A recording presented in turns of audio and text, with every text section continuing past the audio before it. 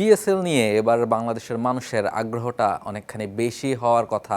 পাকিস্তানের এই ফ্র্যাঞ্চাইজি লিগে বাংলাদেশের 5-6 জন ক্রিকেটার খেলছেন এবং প্রত্যেকে দল পেয়েছেন। তারা হয়তোবা এর মধ্যে 3-4 জন একাদশে থাকবেন, নিয়মিত ম্যাচ খেলবেন। ফলে বাংলাদেশের মানুষজন পিএসএলটা এবার খুব ভালোভাবেই ফলো করতে চাইবে, কিংবা বাংলাদেশ টিমের ক্রিকেটার যারা রয়েছেন তাদের ম্যাচগুলো অন্তত বাংলাদেশের দর্শকরা বা আপনারা হয়তো বা দেখতে চাবেন। সেই সবগুলো ম্যাচই আপনারা দেখতে পারবেন টি স্পোর্টসের পর্দায়। তবে এর আগে খানিকটা শঙ্কার কারণও কিন্তু রয়েছে, যেহেতু পাকিস্তান এবং আফগানিস্তানের মধ্যে একটা যুদ্ধাবস্থা রয়েছে। ফলে বাংলাদেশ ক্রিকেট বোর্ড তাদের ক্রিকেটারদেরকে পিএসএলে খেলতে যেতে পাঠাবে কিনা সেটা নিয়ে খানিকটা দ্বিধাদ্বন্দ্বে রয়েছে, এবং এটা নিয়ে তারা সরকারের কাছ থেকে স্পেশাল পারমিশনও কিন্তু চেয়েছে। যদিও ক্রিকেটারদেরকে এনওসি দিয়ে দেওয়া হয়েছে। আপনারা জানেন যে আগেই মুস্তাফিজকে ডিরেক্ট সাইনিংয়ে দলে নেওয়া হয়েছিল এবং নিলাম থেকে আরও 4 জন দল পেয়েছিলেন, এবং শেষ পর্যন্ত তানজিদ হাসান তামিম তাকেও দলে নেওয়ার আলাপ চলছে। ফলে সব মিলিয়ে 6 জন ক্রিকেটার আছেন যারা আসলে পিএসএলে খেলতে পারেন।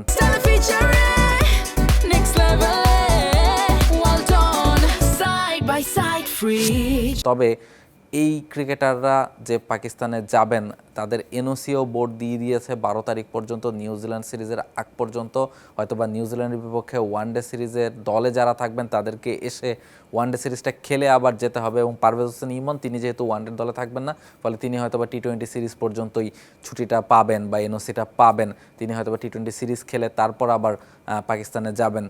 তবে নিরাপত্তার যে শঙ্কার কথা বলছিলাম, যেহেতু যুদ্ধাবস্থা চলছে পাকিস্তান এবং আফগানিস্তানের মধ্যে, এবং গতবারও পিএসএলে গিয়ে আপনারা জানেন যে নাহিদ রানা তাদেরকে খানিকটা আটকে যেতে হয়েছিল এবং তারপর স্পেশাল চার্টার ফ্লাইটে করে তাদেরকে বাংলাদেশে ফেরত আনা হয়েছিল।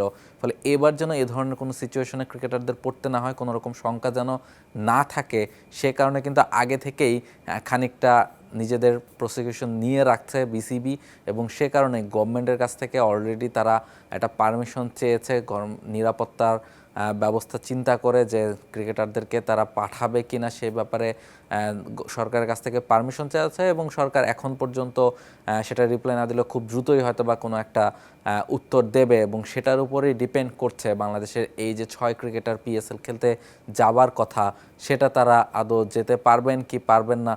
যদিও গভর্নমেন্ট এখন পর্যন্ত খুব বেশি নেগেটিভ কোনো কিছু যে তাদের ভাবনায় রয়েছে সেমনটাও শোনা যায়নি। যদি সব কিছু স্বাভাবিক থাকে হয়তো বা গভর্নমেন্টের কাছ থেকেও পারমিশন মিলবে, এবং তাহলে বাংলাদেশের 6 ক্রিকেটার খুব দ্রুতই হয়তো বা ঈদের পরপরই পাকিস্তান চলে যাবেন, পিএসএলের নিজেদের দলের সাথে যোগ দিবেন, ম্যাচ খেলার সুযোগ পাবেন বেশ কয়েকজন।